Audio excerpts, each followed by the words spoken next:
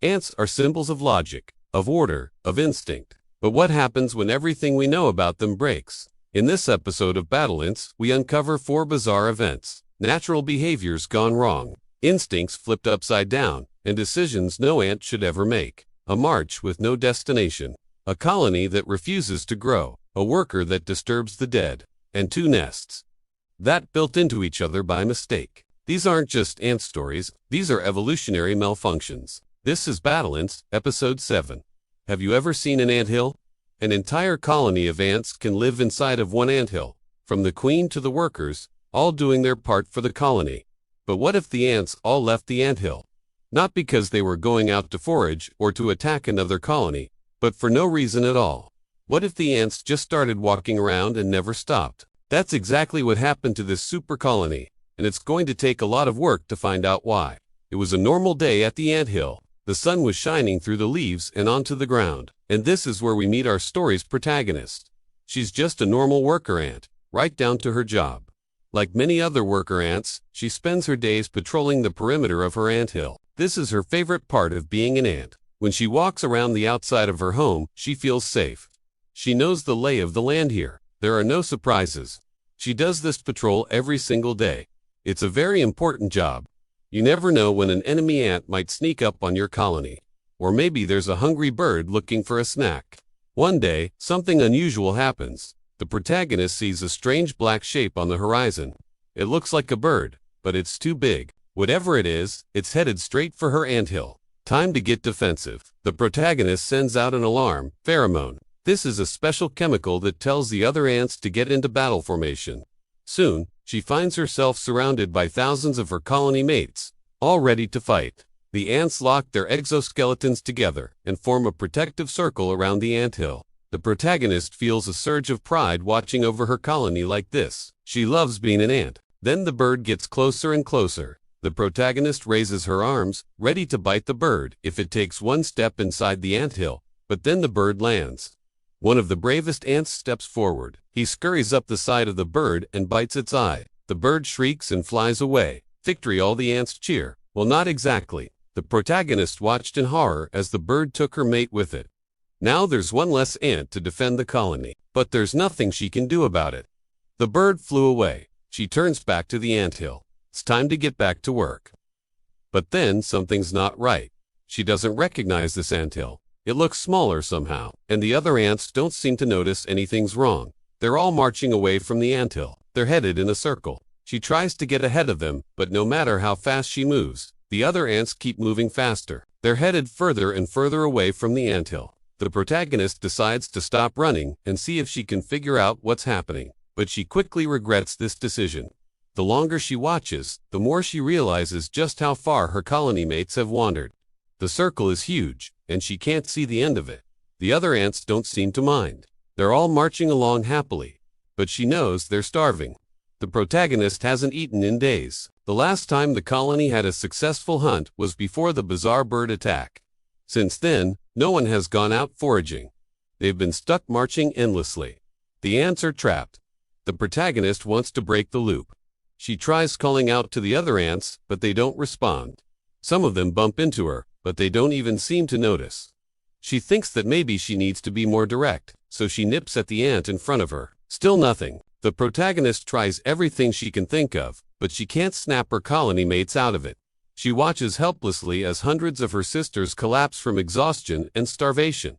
No one breaks the loop. As the days pass, the weather starts to change. At first, it's just a little colder than it was before, but soon the temperature drops dramatically. The protagonist shivers. Winter is coming, and it'll be deadly without shelter. She keeps marching, though there's nowhere else to go. Every time she tries to turn back, she just ends up marching forwards. With the colony, there aren't enough ants left to make an anthill now. But even if they were able to build a new one, she knows they wouldn't. They're doomed to march forever. And that's the story of the marching ants. But there's more to the story. You see, the whole time the protagonist is marching, she's leaving behind a pheromone trail. This is how ants communicate while they're marching. They leave behind chemicals that tell the other ants where they've been and what they should do next. This is how the protagonist knows to stay close to the rest of the colony. She's following pheromone trails left behind by her sisters. The reason the ants are marching is because the protagonist is laying her pheromone trail. But why? Why did she start laying this trail in the first place? Well, remember the bird attack at the beginning of the story? Well, the protagonist wasn't the only one who got scared. The queen was terrified, too. The queen laid down her own pheromone trail, one that told the other ants to follow her. She wanted to lead her colony to safety, but the bird snatched her up before she could move very far. The protagonist found the queen lying dead on the ground, and when she did, she laid down her own pheromone trail. It was one of grief, but also confusion. She didn't know what to do. So instead of laying down a pheromone to replace the queen's, she followed it. And that's when the other ants started following her, too. They thought they were following the queen, but they were really just following the protagonist. When the queen died, the colony lost its central pheromone source. Without the queen, the other ants had no idea what to do. They were completely disoriented. And that's when the protagonist came up with her plan. She would lay a pheromone trail that mimicked the queen's. Then the other ants would follow it. They'd think they were following the queen, but really they'd just be following her. She hoped this would lead them back to the anthill, but it didn't. Instead, it led them in circles. The protagonist meant to lay a short pheromone trail, just long enough to lead the colony back to the anthill. But when she was laying her pheromones, the cold weather started to kick in. The lower temperatures made her glands secrete more pheromone than normal, and that's why the trail went on for so long. The protagonist didn't know any better. She was just trying to help her colony. But the strange pheromone trail she laid down ended up trapping them all. This goes to show, sometimes the smallest things can have the biggest effects. If the protagonist hadn't secreted so much pheromone, maybe the colony would have survived. But that's just the way nature works. One small change can have huge consequences. The march never stopped. But what happens when a colony refuses to move at all? Part 2. The nest that stopped growing. You ever wonder what it would be like if an ant colony just stopped growing? There are all kinds of reasons why a colony might decline or die off. But how about one that's doing great, thriving even, and just says, nope, no more thanks? It turns out it's happened before, and it's scary. Today we're answering the question, what if a thriving ant colony refused to grow any larger? Let's jump in. Let's imagine a small group of ants, a founding colony of 100 individuals. They've found a good source of food, and their colony is booming, doubling in size every few months. The queen lays eggs. Eggs hatch into males and new queens, and they fly off to find new nests of their own, starting the cycle anew. But after a year or so, something weird happens. The colony stops expanding. They've taken over a twig and leaf litter, and that's as far as they're going. Why wouldn't they want to expand? Some species of ants are naturally small.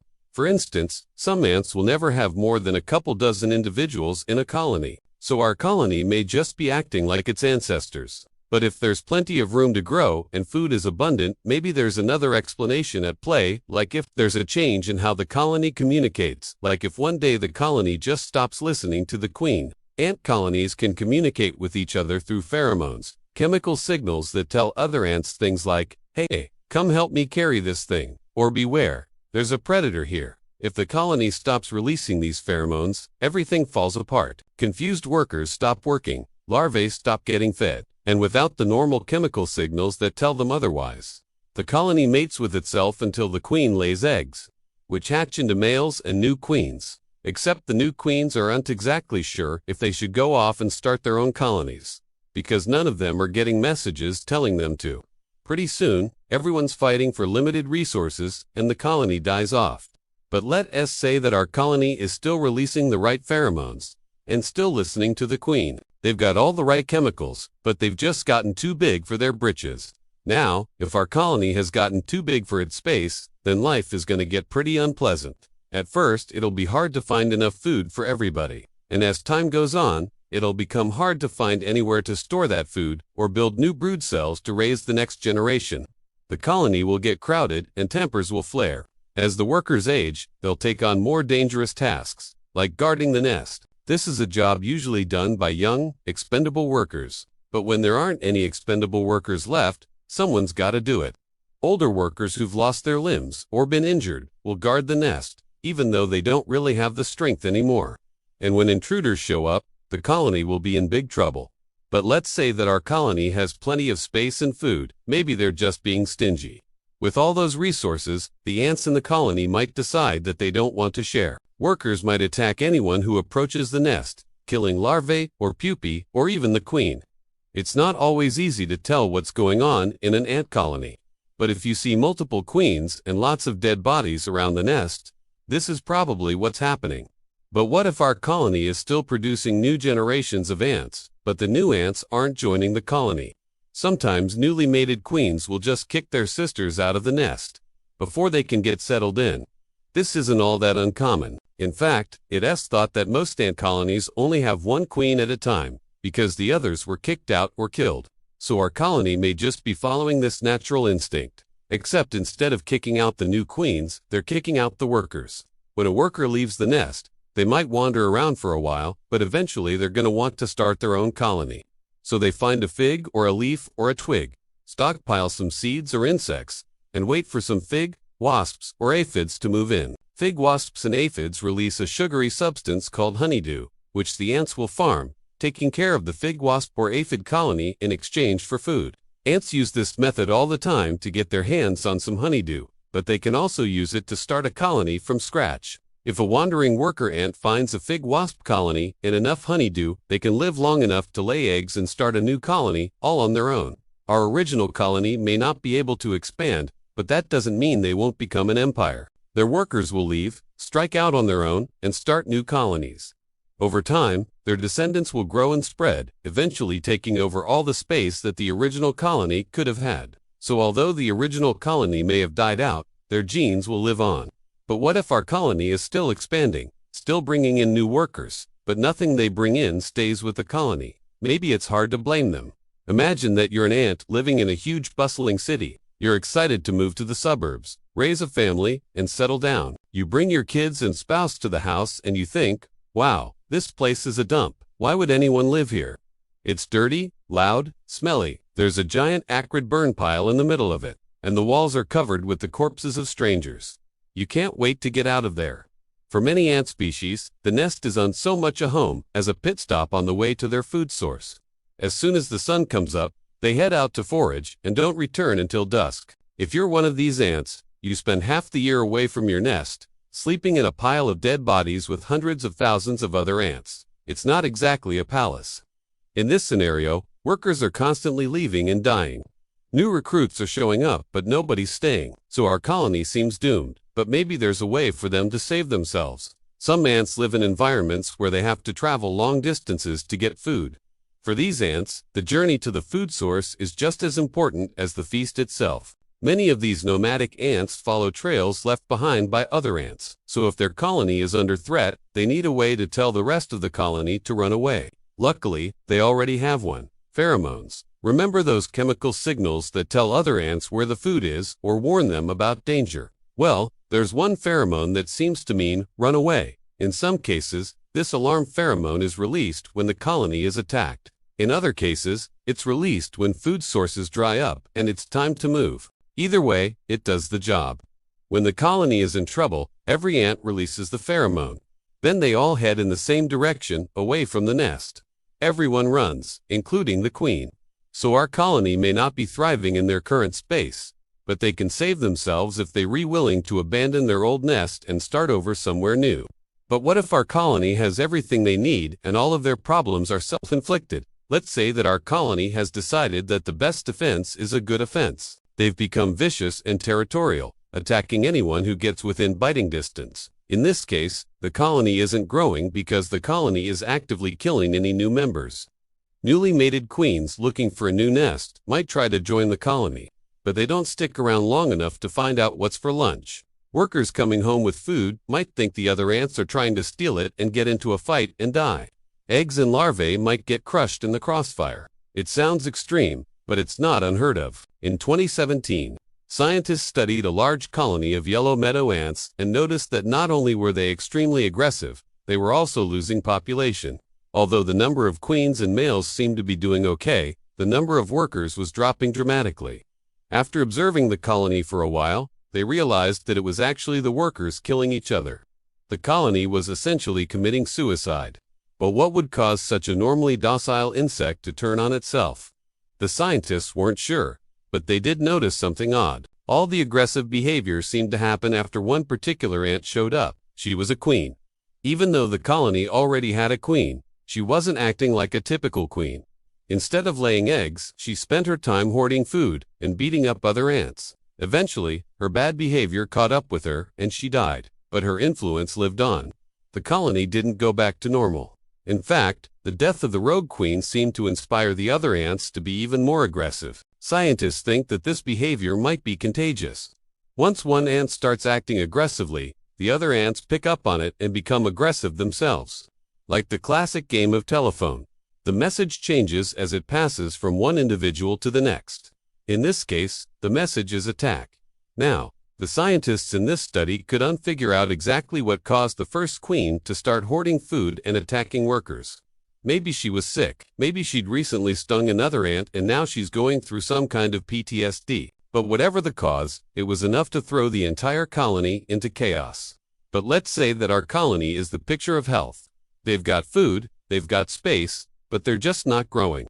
Everything seems normal on the surface, but something's off. It feels like the colony should have expanded long ago, and it turns out they might have. Pheromones are important for growing a colony. In some cases, the queen releases special pheromones that tell the colony to start making new queens.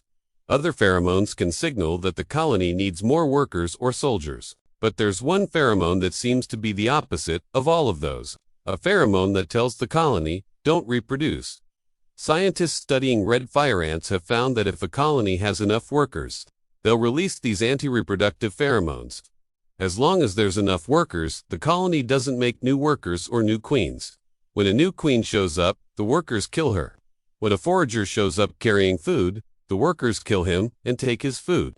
They'll even kill their own queen if she tries to lay more eggs. But why? The researchers think it may have to do with population control. Red fire ants are native to South America, but they've been accidentally introduced to Australia, the Mediterranean, and the southern United States. They tend to show up in areas that are experiencing environmental change. Drought, wildfires, and human activity often precede the arrival of these supercolonies.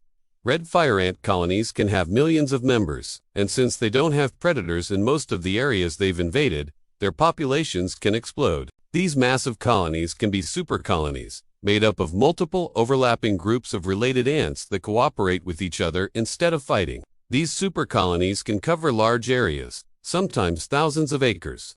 By suppressing reproduction, the colony makes sure that they don't grow so large that they destroy themselves.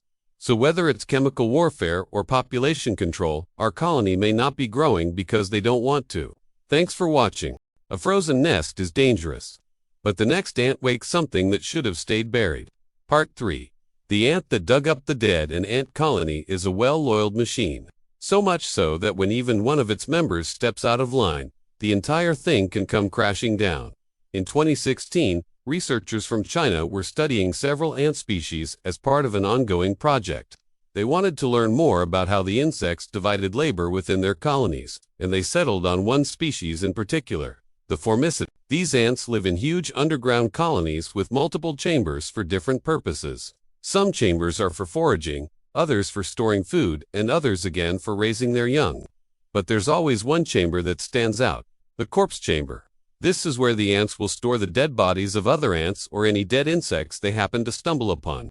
The workers will seal up the entrance to this chamber with their own bodies, turning it into a tomb. This particular colony had a queen, 300 to 400 workers, and around 300 larvae. In the dead of night, a worker broke the cardinal rule of the colony and dug up the sealed grave chamber. Immediately, the researchers knew something was wrong. Since they'd been observing this colony for some time, they knew the grave chamber was only supposed to be opened during certain circumstances. The workers would only open it when they needed to get rid of a dead body. So why did this worker ant decide to go rogue? Well, nobody really knows. Maybe it was just a particularly curious critter who wanted to see what was going on inside the tomb. Or maybe it was tired of the colony wasting so many resources on burying their dead. Whatever the reason, the damage was done. Once the grave chamber was open, the worker ants started dragging the bones and bodies of the dead out into the open air. It moved them over to the nursery. Foraging ants were puzzled but complied nonetheless, carrying the remains to the center of the nursery. But why the nursery? The researchers couldn't figure it out. After all, It made no sense to place the dead next to the young. It could have spread disease, attract predators, or worse. Then the workers began carrying larvae from the nursery to the grave chamber. They were preparing to bury the young. Why? Well, the researchers soon found out. They noticed that the dead bodies weren't actually moving. They were stuck in various stages of animation, basically mummies. But this wasn't because of any curse or dark magic. It was because they were infected with a parasitic fungus called Ophiocordyceps unilateralis. You might know it better as the zombifying fungus. This parasite is known for taking control of its host and turning it into a real-life zombie. So here's what happens. When the infected ant dies, the spores of the fungus slowly start to take over its body. They infect its exoskeleton and muscles, effectively turning the corpse into a puppet. The spores then wait for a colony mate to pick up the body and bring it back to the nest. This is like a built-in revival system. The corpse chamber is the perfect place for the spores to incubate. They can wait here as long as they need, until conditions are right for them to spread. And what better way to spread than with the help of the colony itself? The workers carried the dead larvae to the corpse chamber and sealed it back up with their bodies. They thought they were protecting their colony, but they were really helping the fungus. As more and more workers became infected, the situation grew dire. More and more corpses were brought to the nursery and carried outside. The colony was in chaos. No one knew what was happening. As days passed, the number of infected grew and grew. It didn't seem to matter if you were big or small, larva or worker, male or female, nobody was safe. The infection was killing the whole colony. And while this is a tragic tale, it's not an uncommon one. Over the years, scientists have found tons of insect species that have fallen prey to the zombifying fungus. Some of them, like termites, store their dead in special chambers too. And as the fungus slowly takes over, the living termites become infected and unwittingly carry the dead out of the chamber into the center of the colony. They do this to protect the colony, unaware that they're spreading the very thing that will destroy it. But if you've been paying close attention, you might be wondering something. Why did only some of the ants become infected? If the fungus was in the corpse chamber the whole time, shouldn't everyone have gotten sick? Well, yes, they should have. But the researchers noticed something strange. None of the ants near the very first corpse were infected, nor were any of the ants near the second corpse. There were gaps in the infection, little pockets of safety amid the chaos. So the researchers decided to investigate. They caught one of the foraging ants and put it under a microscope. And what they saw shocked them. The ant was crawling with spores, thousands of them covering its body. But look closely. Those spores, they weren't coming from the bodies in the nursery. They were coming from inside the ant itself. And not just inside, they were actually growing from it.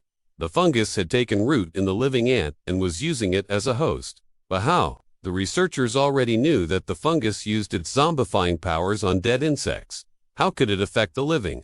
Well, they soon found out. As the worker continued to drag the corpse outside, some of the spores accidentally fell off and landed on the ground. The spores grew into fruiting bodies and released even more spores into the air. These spores floated through the tunnels of the anthill and infected anyone they came across. The infected would then carry more spores with them as they moved around the colony. Before long, the entire colony was at risk of being wiped out. When the workers carried the second corpse outside, the same thing happened again. More spores were released into the air, infecting anyone unlucky enough to breathe them in. So the question is, where did these spores come from? Why did the first corpse have them, and not the second? The answer surprised the researchers. They took samples from both corpses and examined them closely. The first corpse had spores growing all over it, hundreds upon hundreds of them. The second corpse was totally clean. But the thing is, both corpses had been sealed in the chamber for the same amount of time. So why did the spores appear on one and not the other? The answer, it turned out, was simple. The first corpse had come from the nursery, while the second had come from the foraging chamber. So the truth was that the fungus wasn't waiting in the corpse chamber at all. It had been waiting in the nursery the whole time. It just hadn't grown yet. The reason it started to grow in the first corpse and not the second was because the first corpse was full of nutrients. The larvae must have decomposed more, making it easier for the fungus to take root. The second corpse, on the other hand, had just been placed in the nursery. It still looked mostly intact, so the spores just kind of sat on it. But once they started growing on the first corpse, everything changed. The spores quickly spread throughout the colony, turning the living against the living. By the end, almost everyone was infected, and most of them didn't even realize it. So why didn't the ants notice? Well, that's because the fungus had evolved to specifically target ants. You see, it doesn't just infect ants. There are lots of other insects in the world, but only a few of them display symptoms of zombification. Ants aren't the only ones. Termites and some types of beetles show similar symptoms. Basically, the fungus has honed its zombifying abilities to fit specific hosts. But why? Why would it bother becoming so specialized? Well, it turns out that if the fungus were to infect just anybody, it wouldn't survive for long. Spores have a limited lifespan. They need to find a new host before they die, otherwise they won't be able to reproduce. Sure, it's fine if they infect a beetle or a cockroach, but these creatures don't travel as much as ants do. They don't move around their colony as much, meaning the fungus would probably run out of hosts pretty quickly. But ants, on the other hand, are always on the move. They're constantly in search of food or new nesting grounds. This means the spores have plenty of opportunities to jump from host to host. The ants themselves become unwitting accomplices in the fungus's survival. And the more specialized the fungus becomes, the better it gets at controlling its host. We know that zombifying parasites have existed for millions of years, but we're still learning about them. Not long ago, scientists discovered another fungus that turns ants into zombies. But unlike this one, it kills the ants instantly. It's a truly terrifying parasite, but it's also a fascinating example of evolution in action. So, when it comes to the colony that dug up the dead, it's hard to say exactly how it ended. All we know is that it didn't last long. Eventually, panic set in. The ants fled the hill in massive numbers, abandoning their colony to the spores and the dead. In the end, they may have seemed like mindless automatons, but it was only because they were infected. Deep down, each ant was fighting to stay alive. Now watch why panicking is the dumbest response to a disaster. Or check out what really causes earthquakes. Some deaths are accidental, but when two colonies collide in the dark, it's not an accident, it's a mirror. Part 4. The Mirror Nest in the Forest. There's an ancient war being fought. Not a war of armies, but of tunnels. It's a war of attrition between two insect colonies who are building huge networks under the ground. One is ruled by Queen Shanna, the other by her sister, Queen Mala. For years, they've been fighting over territory, killing one another, and slowly taking more and more land for their colonies. But then, something weird happens. The tunnel networks begin to look the same, completely by chance. They even have the same ventilation, shafts, and depots where the food is stored. And it all comes to a head one night when workers from both colonies accidentally breach into each other's nests. Confused, they immediately go to attack, but their weapons don't work. Their bites and stings can't penetrate the armor of their enemy. The insects have never seen anything like this before. What's going on? Are they some kind of super soldier? Why is their attack ineffective? And then one worker from Colony Shanna notices something incredible. He sees the reflection of his marching ant colony mate in the shiny surface of the leaf litter, and he thinks he's seeing an army of monsters. Terrified, he runs back to the colony to warn them. But when he tells them what he saw, they don't believe him. So he takes them to see for himself. And when they do, they think the same thing. The other colony is just a reflection of themselves. So the question is, how did this happen? How did two different colonies build the same nest? And how will they escape this confusing situation? Let's take a closer look at the life cycle of these underground builders. These are leafcutter ants, known for cutting leaves and carrying them back to their colony. But most of their lives are spent underground. The queen lays eggs, which hatch into male and female workers. The males mate with the virgin queens, then fly off to die. And the new queens set off to create new colonies. They dig the first tunnels with their powerful jaws and mandibles, creating galleries that branch out like roots through the soil and leaf litter. Along the way, they lay eggs, and as the colony grows, more and more tunnels get dug out. Some are for the queen to lay eggs in, while others are for storing food or waste. Still, others are simply for the workers to march back and forth on, always expanding the colony outwards. See, these ants need a lot of food. Unlike most ants, they farm their own. They cut up leaves and take them back to their nest, where they grow fungus gardens for food. This means they need a ton of space to store all their fungus. Over time, the colony grows and grows until it becomes a huge network of tunnels covering many square meters. Eventually, the colony reaches its maximum size, and if it wants to keep growing, it has to expand outwards, which means more fights with rival colonies. And that's why we have war. Over time, the tunnels become more and more elaborate. They have shafts for ventilation, others for getting rid of waste, and chambers for laying eggs, storing food, and raising their young. All of this is dictated by the behavior of the ants and their instincts. They don't know it, but they're building the same nest as each other. All that changes one night when the workers of Colony Shanna dig into a ventilation shaft. They don't know it, but the shaft leads to the colony of Mala. Normally, this would be a major battle, but the workers aren't aware of each other's presence. They continue digging and soon break through the barrier into the other colony. The tunnel looks exactly the same to them, so they don't suspect a thing as they march right into the heart of the enemy colony. If there were any soldiers, they would have been alerted by the vibrations of the drilling, but there weren't. Both colonies had sent their soldiers out on patrol. It was the only time they took turns, and so the coast was clear. So the first to arrive were the workers, and they were confused. They saw their own kind and panicked, thinking they were facing a massive army. So they went to warn their colony. When the workers told the rest of Colony Shanna what they saw, they didn't believe them. After all, how could there be another colony exactly like theirs? But then they followed them to see for themselves, and when they did, it was like looking in a mirror. They saw what looked like their own colony, and then the confusion turned into panic because the other colony thought the same thing. They saw their own colony and began to attack. Now, it was bizarre. The ants were attacking their own reflections, biting and stinging their own kind. It was absolute chaos. It's hard to imagine what the scene looked like, but luckily we have footage of a similar incident that happened between two different colonies of termites. It's not exactly the same thing, but it's pretty close. At first, the termites seem confused by what they see. They keep coming forward, but then they realize it's their own colony and attack.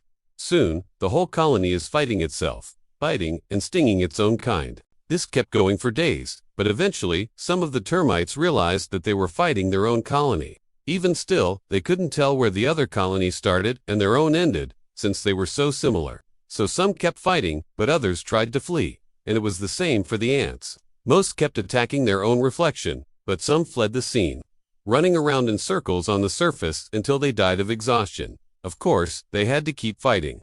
If they stopped, the other colony would just attack them. But as the night wore on, the attacks became less and less effective. That's because the pheromones the ants use to identify each other began to fade. Pheromones are chemicals they put out to communicate, and they're unique to each colony. But after being exposed to air for hours, they begin to disappear. So when the ants kept attacking and biting their own kind, they were actually biting their own colony mates, and they didn't even know it. This made the fighting stop. The ants couldn't identify their enemies anymore. But it didn't last long. Once the sun came up, a wind blew through the forest, carrying away the pheromones that were left. The ants could smell their own pheromones again and immediately attacked one another. It was total chaos until finally the oxygen inside the tunnel ran out. As the ants collapsed from suffocation, they were still biting each other, still fighting their own reflection. The two colonies destroyed each other in the end, and neither survived. It might sound absurd, but this is actually science. Scientists have studied similar incidents with termites and even created computer models to show how this can happen. As you can see, two different colonies of termites can accidentally build the same nest. This is because they follow simple rules. The termites on the outside keep drilling until they find a termite from their colony. Then they follow the path back to the nest. Over time, this creates a self-organizing system and the same nest is built twice. But why do the ants bite and sting their own kind? That's because they have no way of knowing that it's their own colony. You see, normally, ants release pheromones whenever they come across another ant. The pheromones identify the colony the other ant belongs to, and if it's friendly, then they let it pass. But in this case, the pheromones hadn't faded yet, so they thought it was their own colony. Even still, we can't know what was going through their little minds. Maybe they really did see another colony and thought they were facing an invasion. Or maybe they were just scared by their own reflection. Either way, it doesn't matter. The outcome was the same. Two colonies destroyed each other because they thought they were under attack. And now you know the story behind the mirror nest. Do you think the ants actually saw their own reflection? Or were they just scared of another colony? Let me know your thoughts in the comments. And stick around for more nature videos. Thanks for watching. See you next time. Ants aren't supposed to break the rules, but today, they did. Nature isn't perfect. And even the most organized creatures can lose their way. For events, for colonies, one question left behind. Were these accidents or evolution trying something new? Subscribe to BattleAnts because the next glitch in nature could already be unfolding.